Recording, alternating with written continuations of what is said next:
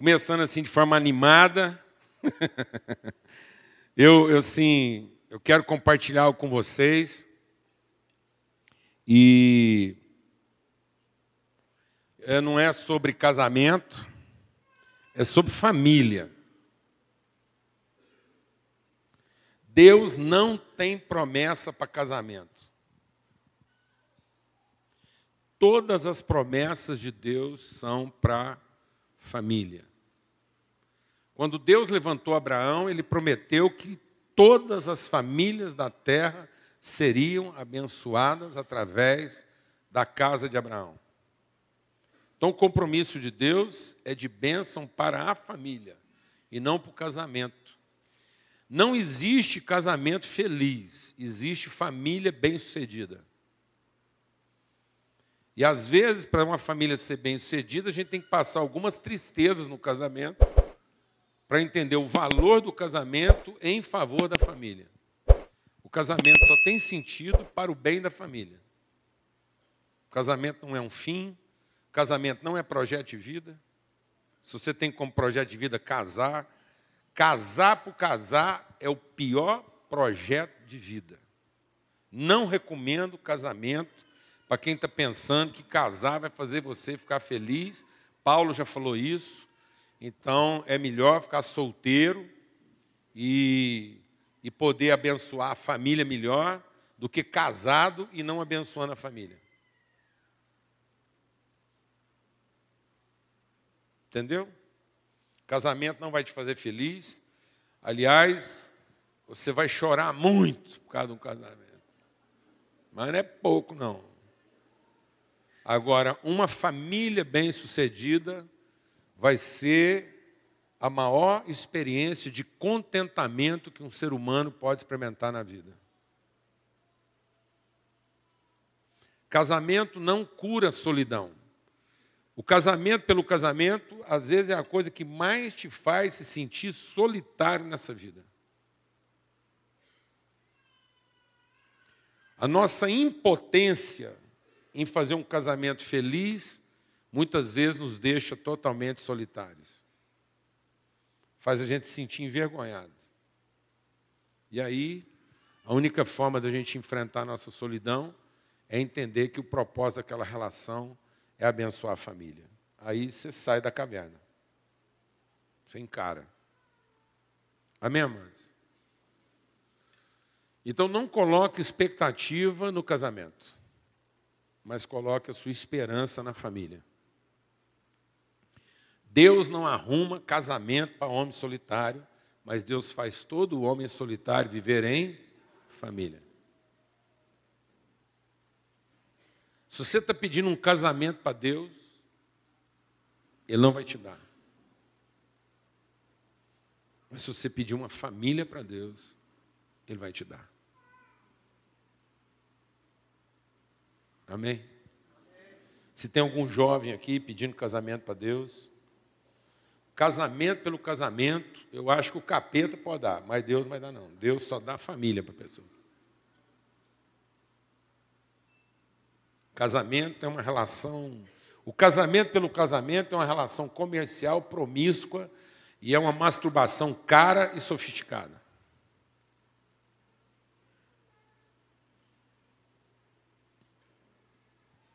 Agora, a família é uma relação de verdade. Onde a gente não está ali para contemplar a satisfação das nossas necessidades e nem a contemplação dos nossos interesses. A gente não está ali para satisfazer carências. Muitas vezes o casamento é para suprir uma carência. A família é para cumprir um propósito. Amém, irmãos? Então, Deus é Deus de família. Então, eu queria ler com vocês aqui a história de uma família. Muito simples. Para a gente poder discernir. E é uma história que eu gosto de repetir, e hoje a gente vai repetir essa história, mas abordar outros aspectos dessa história. E eu queria ler com vocês, então, que está lá em Mateus, no capítulo 1. E diz assim, ora, o nascimento de Jesus Cristo foi assim. Então, existe uma narrativa do nascimento de Jesus. E diz assim: estando Maria, sua mãe, casada com José, sem que tivessem ainda coabitado, achou-se grávida pelo Espírito Santo. Mas José, seu esposo, sendo justo e não a querendo difamar, resolveu deixá-la secretamente. Enquanto ponderava nessas coisas, eis que lhe apareceu em sonho um anjo do Senhor dizendo: José, filho de Davi, não tenha medo de receber Maria, sua mulher, porque o que nela foi gerado é do Espírito Santo. Ela dará à luz um filho e você colocará nele o nome de Jesus, porque ele salvará o seu povo dos seus pecados. Ora, tudo isso aconteceu para que se cumprisse o que fora dito pelo Senhor por intermédio do profeta: eis que a virgem conceberá e dará à luz um filho, e ele será chamado pelo nome de Emanuel, que quer dizer Deus conosco. Despertado José do sono, fez como lhe ordenara o anjo do Senhor e recebeu sua mulher. Contudo, não a conheceu, enquanto ela não deu à luz um filho, a quem pôs o nome de Jesus. Depois a gente vai lá para Lucas, e agora a gente vai ver a mesma narrativa do nascimento na perspectiva da mulher. Então, lá em Lucas,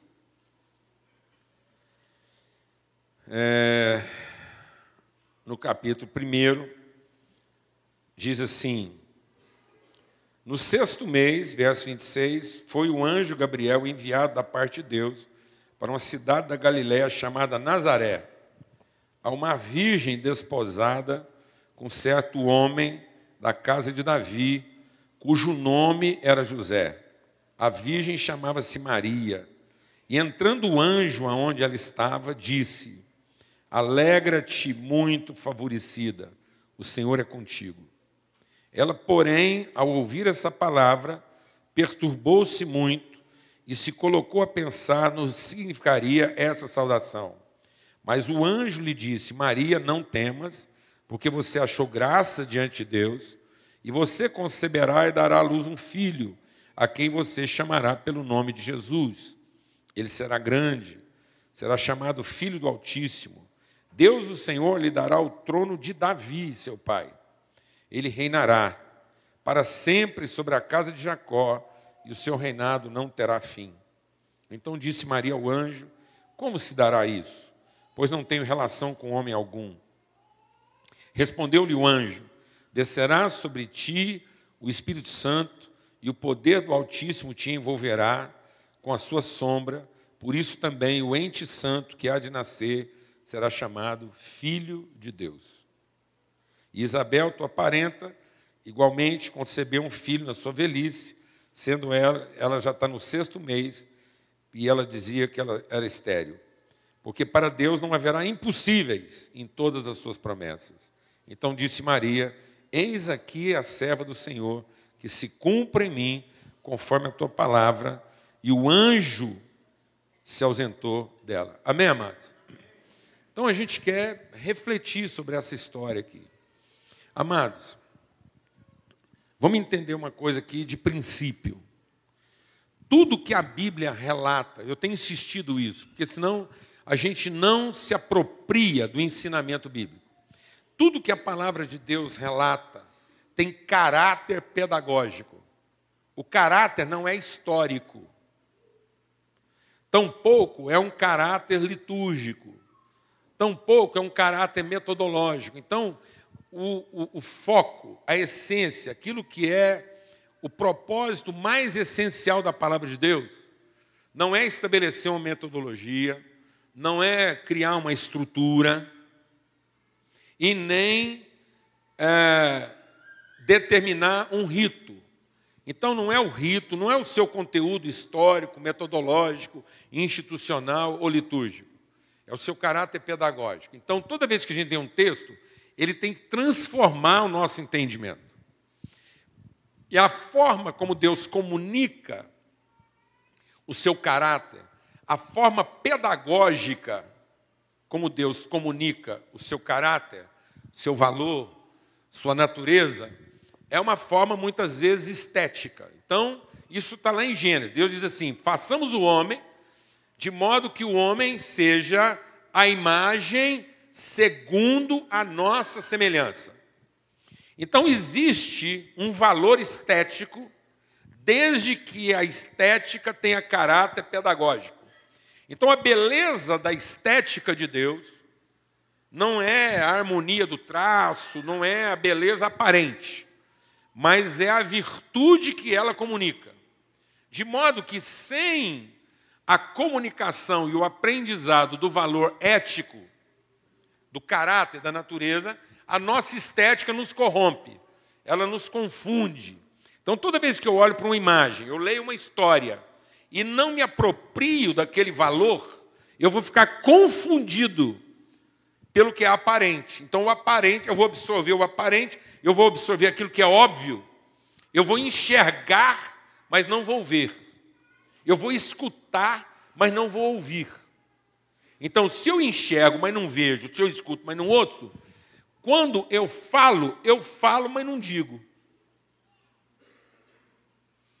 Então, eu só vou me tornar uma mensagem se ao enxergar eu vi. E se ao escutar eu ouvi. Porque aí quando eu falar, eu digo. Amém? Então, a fala é uma forma estética. Mas ela tem que comunicar uma virtude ética.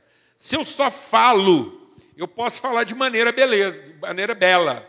Eu posso vir aqui declamar, eu posso cantar a melhor das canções, eu posso ser um erudito, eu posso ser o melhor orador.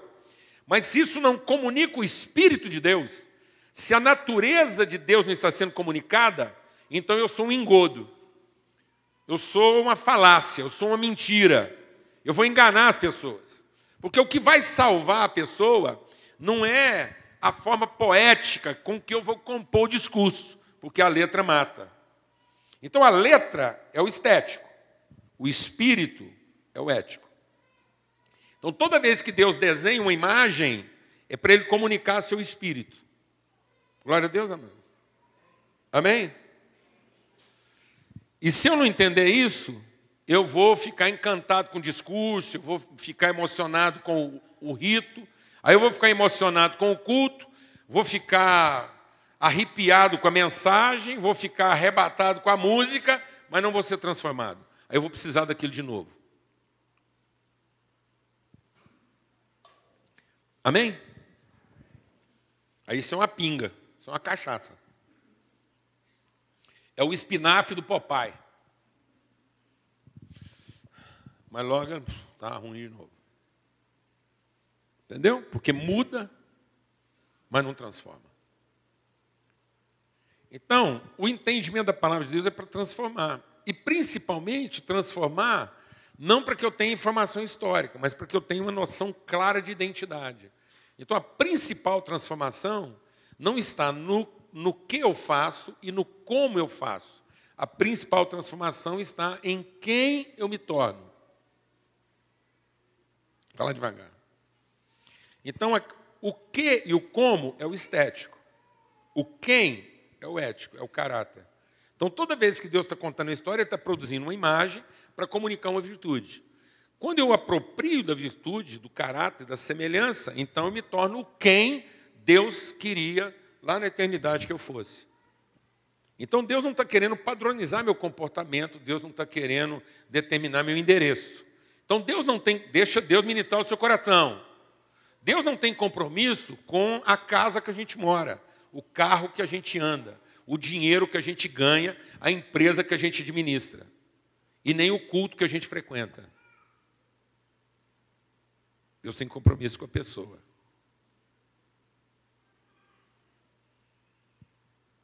Se o carro que eu dirijo, a casa que eu moro, o culto que eu frequento, a empresa que eu administro, o dinheiro que eu ganho, está me impedindo de ser a pessoa que Ele quer que eu seja, o capeta vai tentar manter isso e Deus vai querer pôr fogo nisso.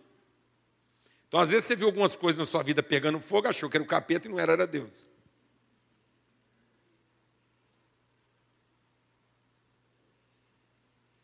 Porque Deus vai pôr fogo na fantasia. Fala para quem está do seu lado aí. Deus vai pôr fogo na sua fantasia.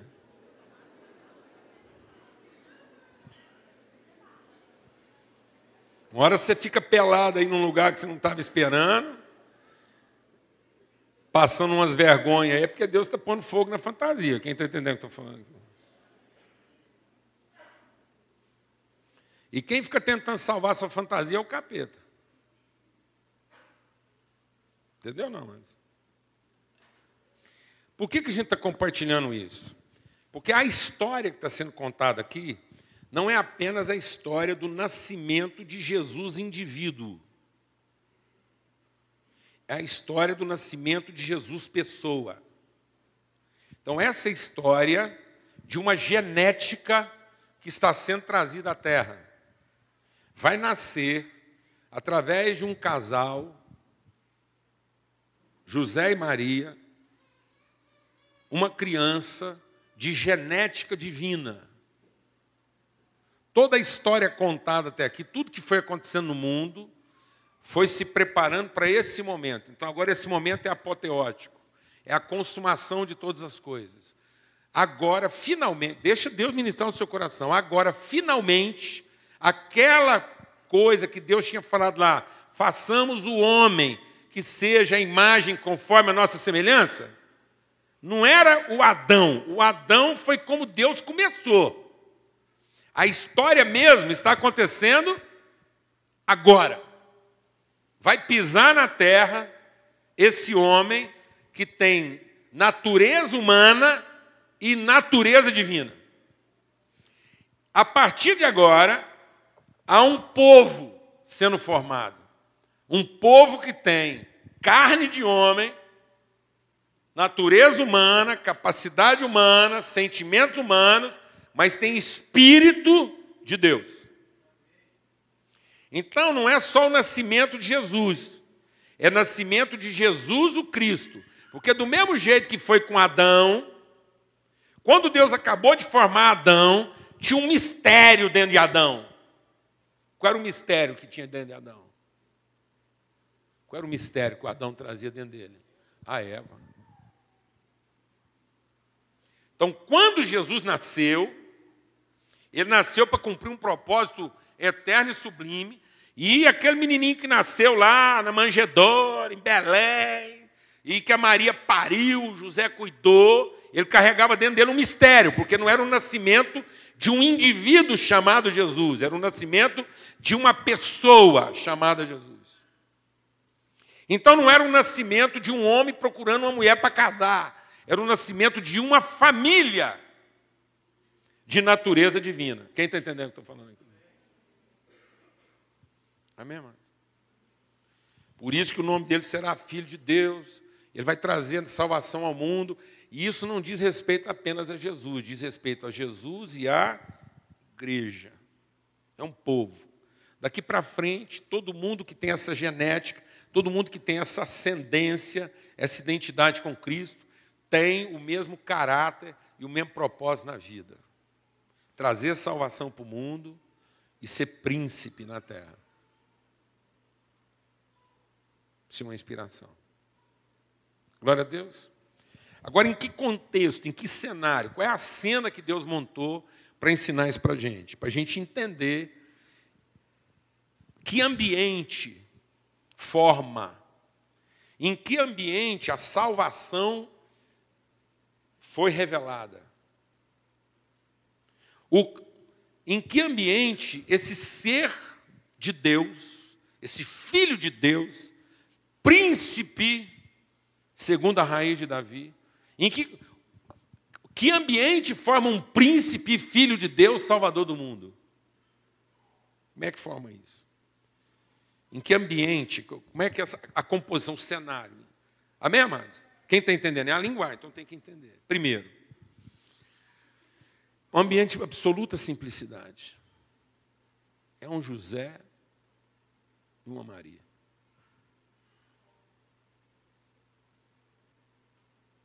Para trazer salvação para o mundo e para parir um príncipe, Deus não precisa de sofisticação, nem de complicação. Deus não precisa de dinheiro. Deus não precisa dos seus diplomas. Essas coisas não estão me enchendo a cabeça dos nossos filhos. Isso é coisa de escravo. Isso é uma mentalidade escrava. Não é assim que Deus pensa. Deus não traz salvação para o mundo a partir das competências humanas.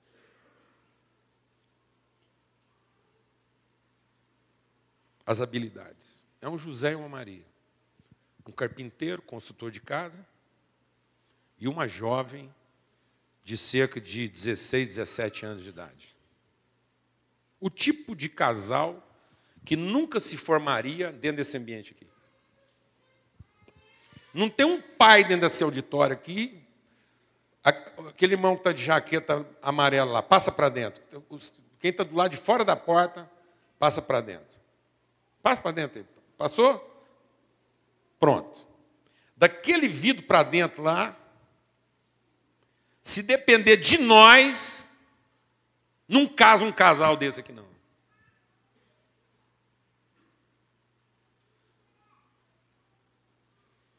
Um cara sem diploma, sem uma grana razoável, e uma menina de 16 anos de idade. Então, fosse aqui, já não tinha salvação. Já podia lascar tudo e era melhor pôr fogo no negócio. Alguém aqui está entendendo o que eu estou falando, não, mano? Ou preciso explicar melhor o que está acontecendo conosco? Nós não estamos produzindo salvação para o mundo. A forma como nós estamos gerando filhos, os nossos filhos não podem ser chamados de príncipes e nem salvadores do mundo, porque eles não trarão salvação para o mundo. Do jeito que nós estamos educando, do jeito que nós estamos formando, do jeito que nós estamos ensinando, a forma como o pensamento deles está sendo estruturado, os seus filhos, os nossos filhos, nessa forma de cultura, não vão trazer salvação para o mundo e nem serão príncipes da terra, porque não serão chamados filhos de Deus. Eles podem ser chamados de tudo, eles podem ser chamados de crente, evangélico, pentecostal, tradicional, renovado. Esses nomes, seu filho é o quê? Renovado. Pentecostal, neopentecostal, carismático, crente, evangélico.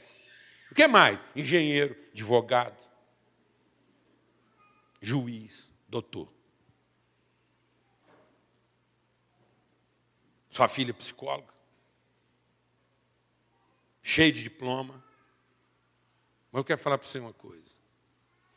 A salvação desse mundo veio de um José e de uma Maria.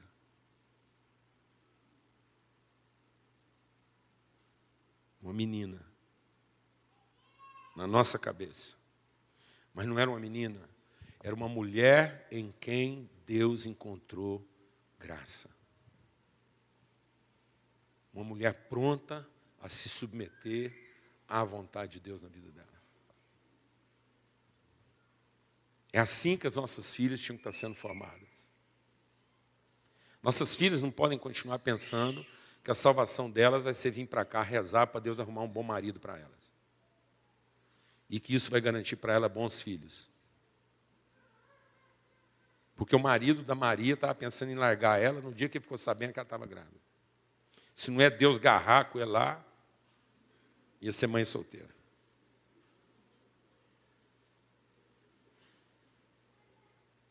Entendeu, meu irmão? Não é porque ela fez 10 cursos de mãe. Não é porque ela tinha dinheiro de comprar bercinho, decorar o quarto. Não é. A gente não produz salvação com um quarto de bebê que custa uma fortuna. Aliás, porque a salvação veio dentro de um estábulo. Se você quer entender simplicidade, eu vou falar uma coisa para você. A salvação, a genética de um salvador pode ser formada a partir de um ambiente que mais parece um chiqueiro, um estábulo, um trem qualquer lá, do que qualquer outra coisa. A salvação nasceu misturado com galo, galinha, periquito, cachorro, que trem lá, que negócio, não deu tempo de pintar. Não teve que levar 3 anos só para conseguir pagar o berço. Fora a pintura. Os 3 chás de apresentação, bebê e entrega para ver se melhora a grana. Os presentes. Deu tempo de fazer nada disso, não. Alguém está entendendo o que eu estou falando aqui ou não, mano? Porque então, irmão, então você desencana. Então você muda de religião. Você muda de fé, muda de crença. Porque às vezes você está esperando de Deus um trem que Ele não vai fazer. Ele não tem compromisso. Você acha que Deus tinha compromisso de dar para Maria um quarto de bebê? Fala para mim. Não. Tinha, mano? Não. Tinha compromisso de arrumar para eles um quarto de hotel? Um quarto de hotel? Não. Marcar o recenseamento noutra data, para não ter que parir longe de casa? Não. Eu fico olhando para essa história e falo assim, o problema da Maria é que ela frequentava a igreja errada. Só pode, porque assim... Não, porque se ela tivesse acertado na igreja, tinha feito uma campanha antes, o profeta tinha revelado, eles não tinham entrado numa latada dessa. Então a gente tinha sido mais organizado. Pode falar. Eles empenharam para não chegar lá. Explicar como é que isso funciona. Então, amados, é um José e uma Maria. Um cara aparentemente desorganizado, assombrado. O José mostrou que era um cara assombrado, um cara que cheio de honra, mas covarde, porque ele queria usar a honra para fugir. Alguém aqui sabe o que eu estou falando ou não, mano? Igual a maioria dos homens. Os homens ou fogem com desonra ou fogem com honra. Mas tudo que o homem quer é fugir.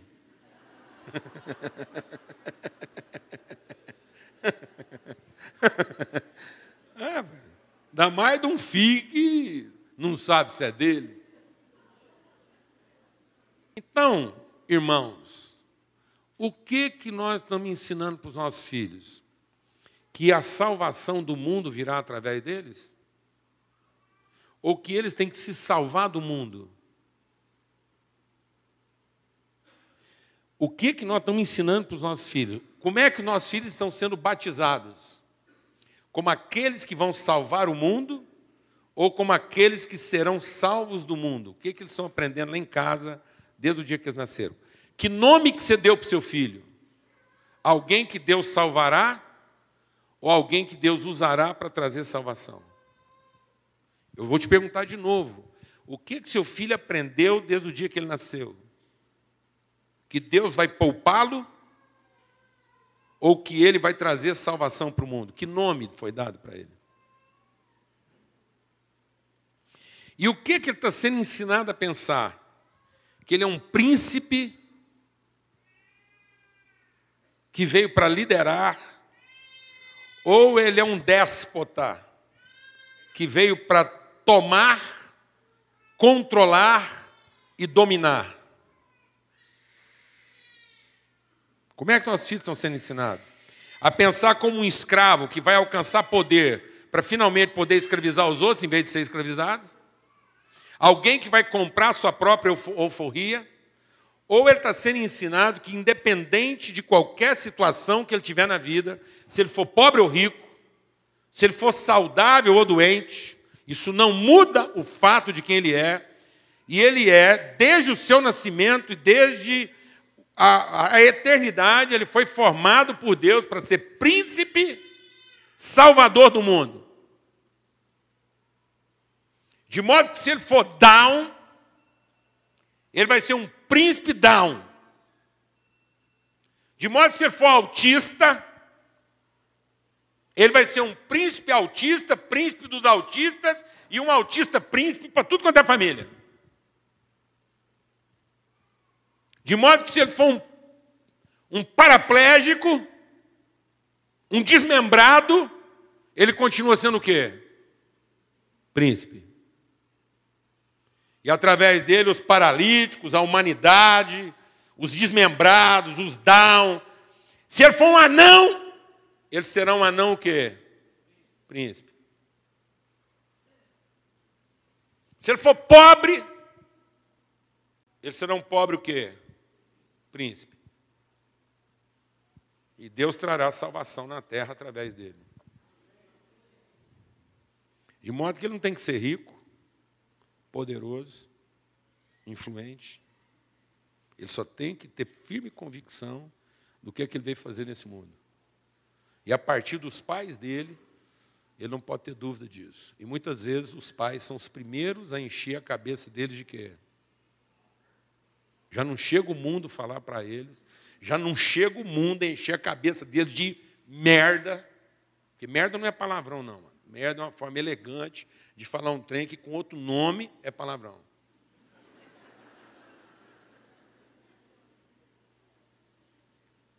Que é isso. A palavra de Deus diz que nós fizemos do nosso ventre o nosso Deus, então, nossa cabeça está cheia de quê? Nosso ventre está cheio de quê, mano? De fezes, de merda. Então, nós estamos enchendo a cabeça do nosso filho de quê? Porque toda a relação que eles têm com Deus é dejeto. É rejeito. Então já não chega o mundo enchendo a cabeça deles. Eles chegam em casa, papai e mamãe vai ensinar para eles que eles têm que ser um escravo rico, poderoso, capaz e tal, porque se eles não tiverem isso e aquilo e tal, e não sei quantos que, não sei quanto. Aí esse cara, essa menina, começa a acreditar nisso, se enche dessas coisas e começa a perceber que o mundo continua tratando eles como o quê? Como escravo. Que o máximo que ele pode conseguir dos homens na terra é admiração, mas não é respeito. E eles passam a ser admirados por tudo que eles têm, são capazes de fazer, mas continuam não sendo o quê? Respeitados. Sendo que nós tínhamos que ser primeiro ensinar eles a serem o quê? Respeitados. E a única forma de serem respeitados é se eles fossem ensinados a se respeitarem. A ter respeito pelo que eles são. E não a ter cobiça e desejo pelo que eles não são. A Islândia. Você ouviu falar na Islândia? Eles falam que é um país de primeiro mundo. E que nós somos de terceiro mundo. A Islândia, que é um país de primeiro mundo, acabou de anunciar a erradicação da síndrome de Down. Não nasce mais criança Down na Islândia. Eles acabaram de apresentar que nos últimos anos o índice de nascimento de criança Down foi 0%. Você acha que eles descobriram assim, um remédio? Não.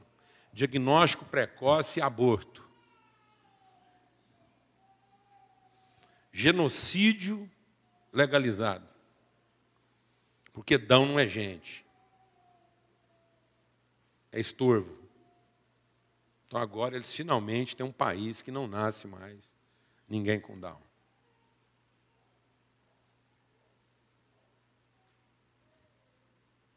A Bebel só nasceu porque nós somos doidos e irresponsáveis. Porque quando a Bebel estava quando a gente ficou sabendo que a Alana estava grávida da Bebel, o primeiro diagnóstico que a gente recebeu é que havia uma chance em 280 da Bebel ser Down. E lá na Inglaterra, qualquer índice acima de 1 para 300 é indicativo de aborto. 2 meses. Eu e a Alana tivemos que ir toda semana no hospital para a enfermeira-chefe do hospital catequizar a Alana que ela deveria abortar antes dos 4 meses de idade. Por fim, eu já não estava aguentando mais aquela conversa. A Alana chorava todo dia. E a gente falou para a mulher que não ia abortar, mas a gente tinha que ir lá cumprir o regulamento. Aí um dia eu cheguei lá, a mulher ficou com a reza, que trem. Aí eu falei para ela, minha senhora, deixa eu perguntar uma coisa. Esse índice que vocês descobriram aí, que fala que nós temos uma chance em 280, foi baseado em quê? Ela falou, numa enzima. Nós coletamos a sua saliva, mais a saliva da sua mulher, e aí a gente percebeu que vocês têm uma combinação enzimática que dá esse percentual de chance. Foi, então isso quer dizer que os outros filhos em casa também tinham essa probabilidade. Ela falou, é quase certeza. Eu falei, então está fácil. Nós temos mais 4 filhos lá em casa, eu vou levar a senhora lá, vou pôr os 4 filhos na sua frente, e a senhora vai falar para mim qual deles não devia ter nascido. Se a senhora conseguir falar qual deles não devia ter nascido, eu mato mais um. Acabou o assunto. Nunca mais precisou voltar lá.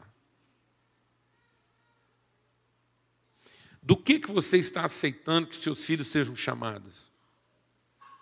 O que você está ensinando aos seus filhos que eles têm que fazer para se tornar aquilo que eles ainda não são? Ou você ensina seus filhos a entenderem quem eles são, para que eles possam descobrir coisas que eles vão fazer, para que eles possam revelar melhor quem eles são?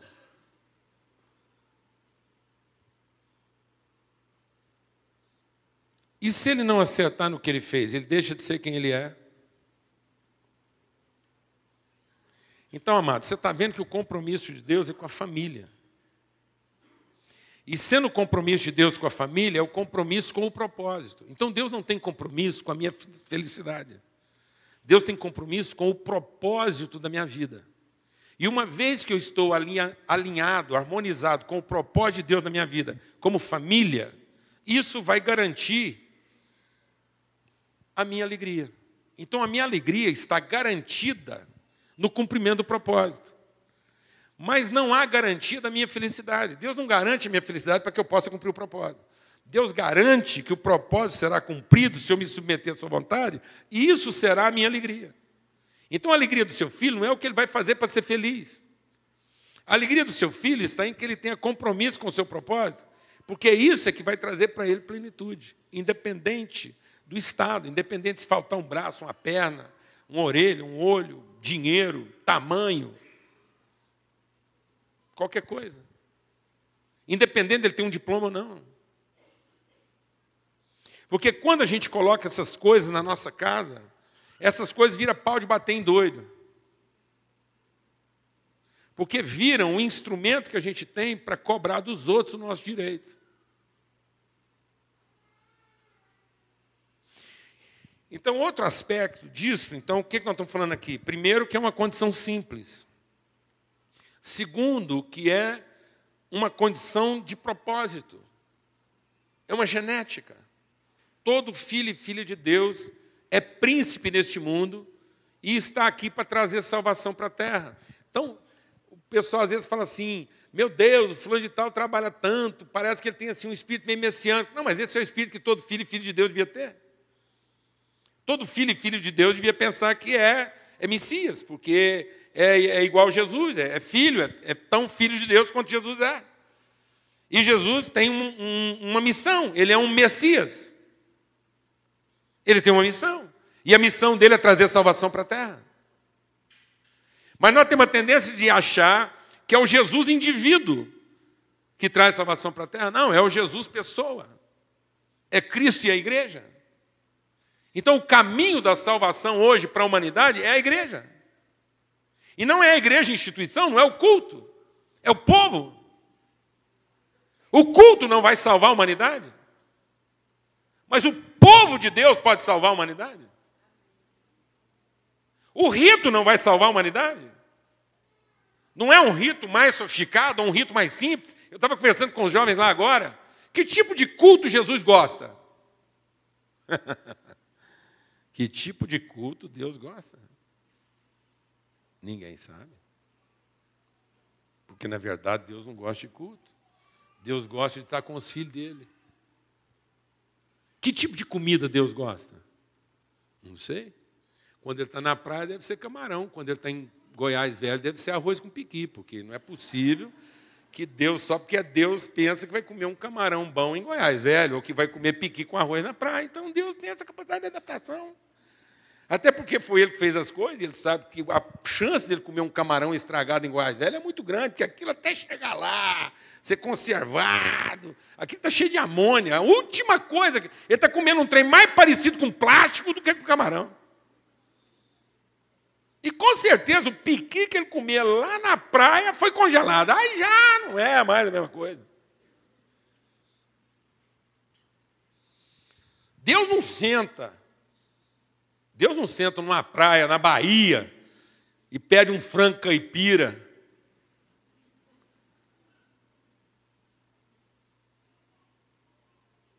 E um feijão com açafrão. Pede, mano?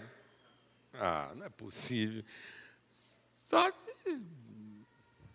Só se ele mesmo se perdeu naquilo que ele fez. Então o que Deus gosta mesmo, mano? Ele gosta de estar com os filhos dele. Aí não interessa. Se for na praia com camarão, se for lá em Goiás Velho, é arroz com piqui. O negócio dele é estar com os filhos dele lá. E se for em São Paulo, no mercado municipal, é pão com mortandela. Dessa altura, assim, as mortandelas.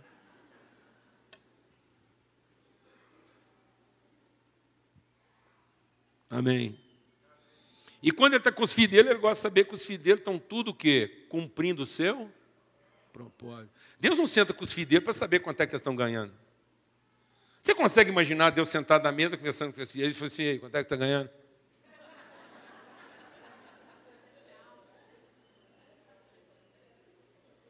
Aí a hora que você abre a boca para falar, mas você não tem vergonha não? O seu irmão ali, a menos que eu seja, está ganhando o dobro.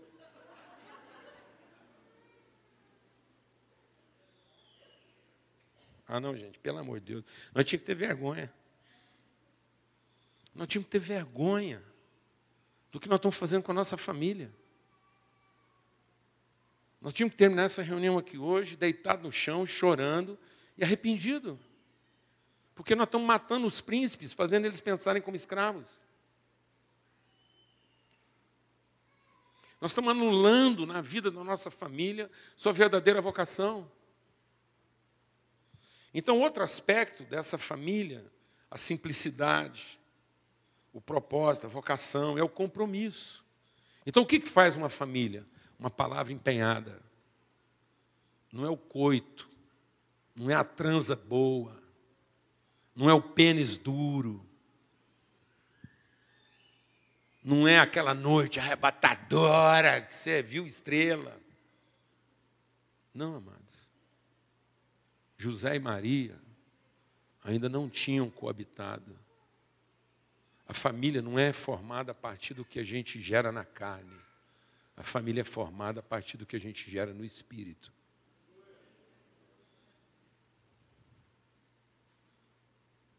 Não é no pênis ereto. É no compromisso firmado. Pênis ereto, vagina gostosa, faz acasalamento. Tem cachorro aí dando show.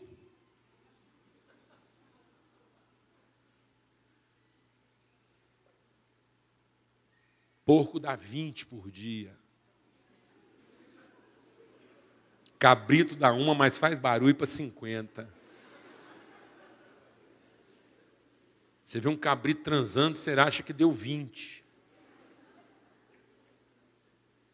Você vê um porco transando, você acha que ele não deu uma, porque pai ele deita, morto.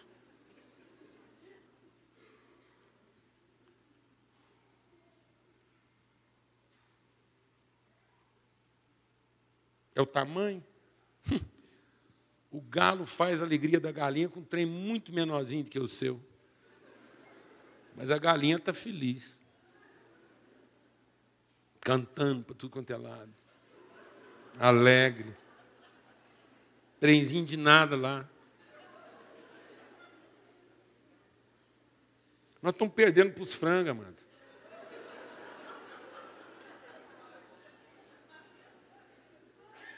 Nossa, ó Jesus, misericórdia.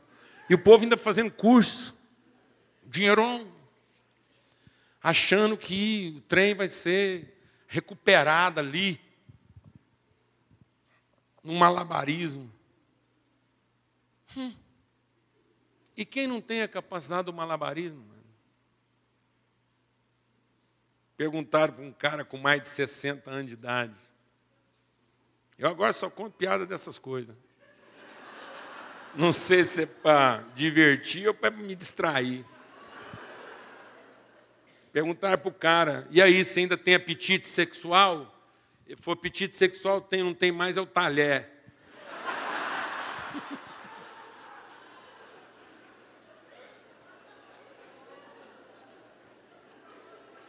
Então não adianta. Os caras estão lá, conversa comprida. Não é isso, amados. José e Maria estão gerando salvação para a humanidade, porque foram visitados pelo Espírito Santo num ambiente de palavra empenhada. Sabe o que está faltando nas nossas famílias? Palavra empenhada, compromisso assumido e honrado. Está faltando é honra, respeito. Não é um acerto. Casamento é um acerto, família é um acordo. Por isso, dois que fizeram um acerto não vão continuar juntos se não tiverem um acordo. Acerto é aquilo que você faz quando você não tem acordo. Então, o casamento será um mero acerto se o acordo não for o quê? Gerar, pelo Espírito de Deus, salvação para o mundo e príncipes para a terra. Se esse não for o propósito da nossa vida, é um casamento escravo, comercial, falido, firmado na nossa própria capacidade, achando que foi nossa virilidade, que foi nossa carne, que foi a qualidade do sêmen de José, que foi porque Maria era boa de leite. Ninguém nem sabe quanto tempo ela amamentou. Se tinha peito suficiente,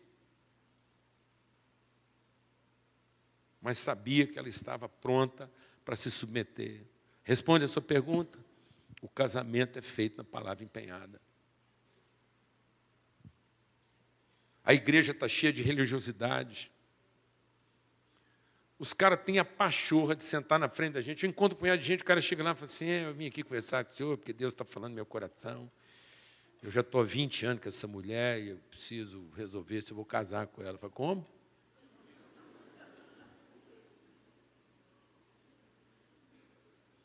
Você está casado com ela desde o dia que você se deitou com ela a primeira vez.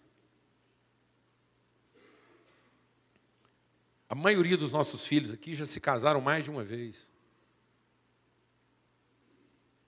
Porque eles se casaram a primeira vez que compartilharam a sua intimidade.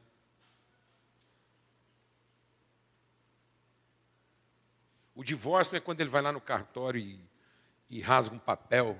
O divórcio é quando ele não sustenta o compromisso assumido com a intimidade do outro.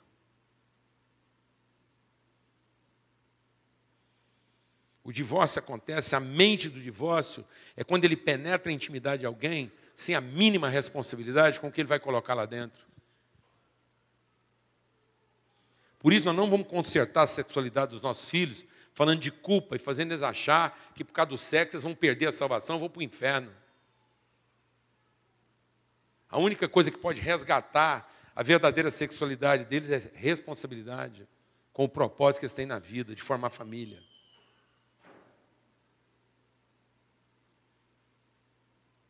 Amém, amados? Porque esse é o propósito da intimidade, conceber. Então, o único compromisso que Deus tem com a nossa vida é concepção. E não é concepção fisiológica, igual a religião já fez pensar. Então, já que o compromisso de Deus é com a concepção, sexo agora é só para procriar. Que conversa! E quem falou que a gente procria só no sexo? Então, está aqui, ó. José e Maria conceberam sem sexo. Então, não é o sexo que concebe. É a palavra empenhada, o compromisso assumido. Por isso, amados, por isso, nós vamos ser férteis até o dia da nossa morte. Você pode aposentar do seu emprego, você pode aposentar da sua atividade religiosa, do que for, mas você não está isento de continuar sendo família, e sendo família, continuar gerando filhos e filhas para Deus que tragam salvação para essa terra. Porque um homem e a mulher de Deus vai continuar produzindo frutos, mesmo sendo velho.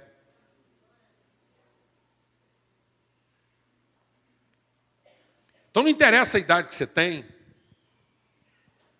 não interessa se você toma Viagra ou você não toma. Interessa que você entende que você tem compromisso com a salvação desse mundo, e esse compromisso se dá em gerar príncipes e princesas para essa terra. Gente que traga referência, que seja luz, gente que seja de um tipo de pessoa que inspira os outros, e não que gera cobiça neles. Enquanto nós estamos pilhando os nossos filhos e filhas para ter patrimônio, ter dinheiro, ter diploma, ser bonito, se vestir bem, nós estamos gerando nas pessoas cobiça e não respeito.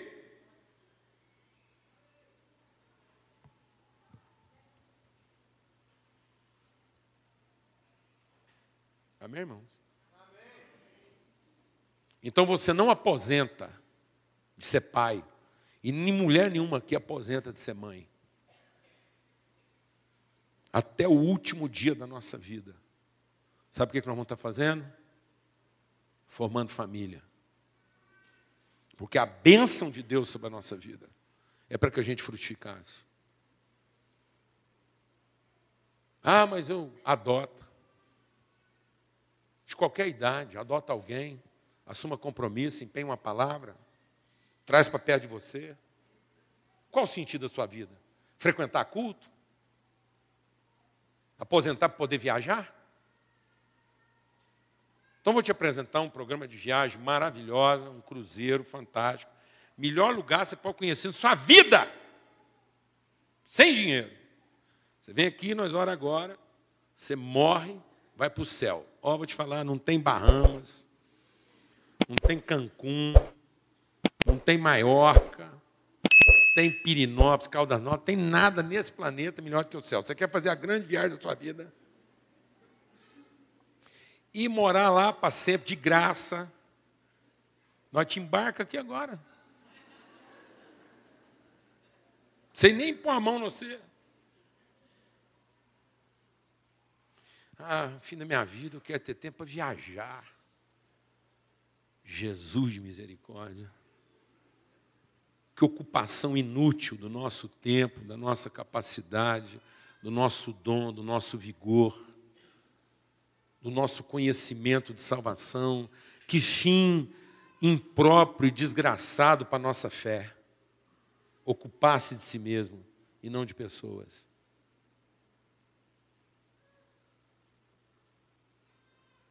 Querer folgar. Deus falou para Abraão, mesmo sendo velho, em ti serão benditas todas as famílias da terra, e eu te farei pai de muitos filhos, tantos filhos que você não será capaz de contar. É isso que Deus quer, essa é a promessa de Deus. Você não está tendo realização na vida? Eu vou te falar por quê, que às vezes você não está encontrando realização. Porque você está buscando um lugar que te agrada, que satisfaz. Você trabalhou tanto para isso. Você trabalhou tanto que agora você quer uma igreja boa para você, uma casa boa para morar, um equipamento bom de som, um carro confortável e dinheiro para viajar. Sabe quem tem compromisso com isso na sua vida? O Satanás. É o Satanás. Porque o único compromisso que Deus tem da sua vida é te podar, te alimentar, te sustentar, para que você possa produzir mais fruto ainda.